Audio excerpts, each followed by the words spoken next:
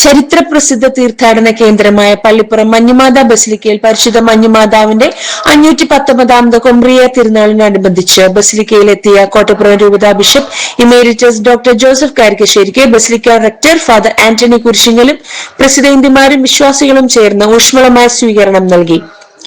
തുടർന്ന് ബിഷപ്പിന്റെ കാർമ്മികത്വത്തിൽ ആഘോഷമായ പൊന്തിഫിക്കൽ ദിവ്യബലി നടന്നു. ബസിലിക്കയിൽ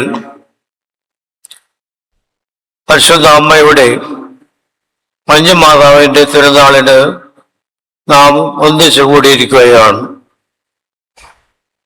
ഈ കൂട്ടായ്മയ്ക്ക് വലിയ അർത്ഥമുണ്ട്. ആദ്യത്തെ സഭ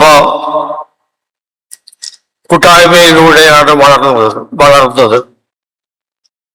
പരിശുദ്ധ അമ്മയാണ് ആ സഭയ്ക്ക് നേതൃത്വം കൊടുത്തത്.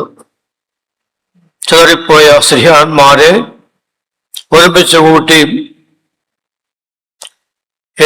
മറിയത്തിന്റെ അമ്മ അവർക്കെല്ലാം അനുഗ്രഹം നൽകാൻ വേണ്ടി പരിശുദ്ധാത്മാവ് വിളിച്ച് അപേക്ഷിച്ച് ദൈവത്തിന്റെ ദാനമായി ആത്മാവിനെ അവർക്ക് നൽകി. ആ അമ്മ തന്നെയാണ് നമ്മുടെയും പരിശുദ്ധ മാതാവ്, മഞ്ഞുമാതാവ്. ഫ്രാൻസിസ് മാർപ്പാപ്പ പറഞ്ഞിട്ടുണ്ട്, യേശുവിന്റെ അമ്മ നമ്മുടെയും അമ്മയാണ്. അവിടെ കൂടിയിരുന്ന വറ്റിക്കാൻ സ്ക്വയറിൽ കൂടിയിരുന്ന ലക്ഷക്കണക്കിന് ജനങ്ങളോട് ഒരുമിച്ച് അത് പറയുവാൻ പറഞ്ഞു.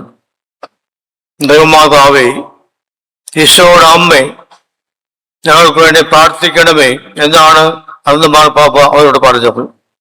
ഫാദർ ഡോക്ടർ ജിജു അർക്കത്തറ വചനപ്രഘോഷണം നടത്തി. തുടർന്ന് കാഴ്ച സമർപ്പണവും തെക്കുംഭാഗത്തേക്ക് ആഘോഷമായ തിരുനാൾ പ്രദക്ഷിണവും നടന്നു. Father Lijo Thanippilly, father Benny Vazhakkoottathil, father Paul Manickal, father Paul Manjooran, father Dominic Pinheiro, father Neil Chadiyamuri എന്നിവർ പങ്കെടുത്തു.